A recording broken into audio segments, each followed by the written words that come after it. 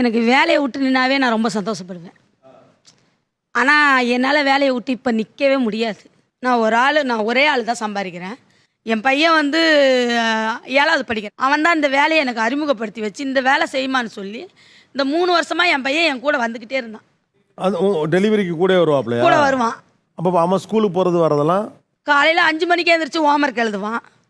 அவனுக்கு கஷ்டம் தெரியும், குடும்ப கஷ்டம் இதுவும் மாறும். அந்த பையன் நான் சொல்லுவான் என்கிட்ட, நீ கவலையே படாதம்மா, நான் இருக்கம்மா, நீ எதுக்குமா கவலைப்பட்டுட்டு இருக்கிற, நீ எந்த நீ நான் நைட்டு எத்தனை மணி வேணாலும் ஓட்டுமா, தூக்கத்தை தியாகம் பண்ணிட்டு வரேன்னு என் கூட என் பையன் வரான் சார். நானாக தான் வேணாப்பா நீ படிக்கணும், நீ வந்து படிப்பை பார்ப்பான்னு சொல்லிட்டு நானா இப்போ இங்கே இருக்காப்லையா? வந்திருக்காப்லையா? வந்திருக்கேன் சார். பேர் என்ன பேர்? தமிழினியன் சார். தமிழினியன். இனியன். யார் இந்த பேர் வச்சது? எங்கள் வீட்டுக்காரர். வீட்டுக்காரா? நல்ல பேர். தமிழ் மேலே நல்லா பட்டு சார். அம்மாவுக்கு இந்த வேலையை ஏன் சஜஸ்ட் பண்ணீங்க? நான் ஸ்கூல் போகும்போது யாராச்சும் பார்க்கும்போது அவங்க கிட்ட கேட்பேன் சார். அதான் சார் அவங்க சொல்லுவாங்க இப்படி ஆர்டர் இப்படி எடுக்கணும் அது மாதிரி. அதில் கொஞ்சம் கொஞ்சமாக கற்று அம்மாவுக்கு சொல்லி கொடுத்தேன் சார். எப்போ இந்த வேலை முடியும்னு நினைக்கிறீங்க? அக்கா வேலைக்கு போயிட்டா முடிஞ்சிடும் சார். அக்கா வேலைக்கு போயிட்டா முடிஞ்சிடும். அக்கா என்ன படிக்குது? அக்கா பிகாம்.